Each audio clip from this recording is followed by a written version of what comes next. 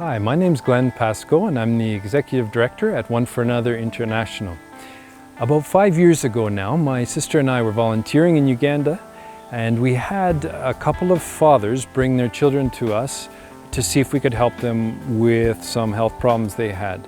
Turns out the first girl had a lower lumbar tumor and the next boy had a dislocated hip. And then from there we had another father bring us his child with a hernia. So we began to investigate to try and find out where can we get good quality surgical care for these children. In the end, we did find some really qualified surgeons that we could work with, and we found that for a relatively small amount of money we could really help shift the whole trajectory of a child's life, from one of perpetual suffering in some cases to one where a child could then go about their daily life without any pain because of the surgical correction. So we began doing small fundraisers, garage sales, just to see, could we fund another surgery for another kid? And that's how it began. So in 2012, we operated on 6 kids. And at the time we thought, wow, this is great. And now, 2017, we are set to have worked on 200 kids this year. So we're really thrilled about where we've come and the path that we've been on. So we operate on children who have orthopedic problems. We treat kids who have neurological problems like hydrocephalus.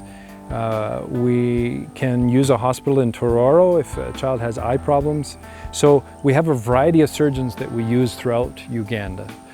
Surgeons who we've come to trust and really have a lot of great outcomes from.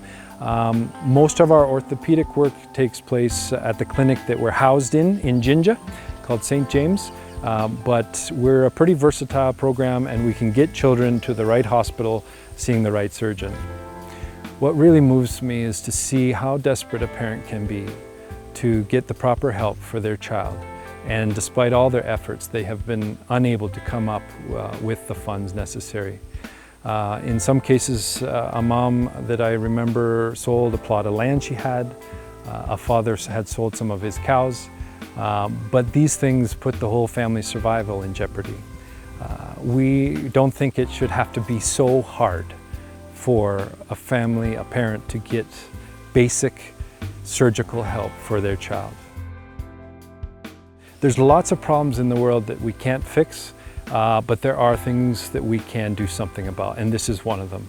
And a child should not have to live their whole life with a fixable problem.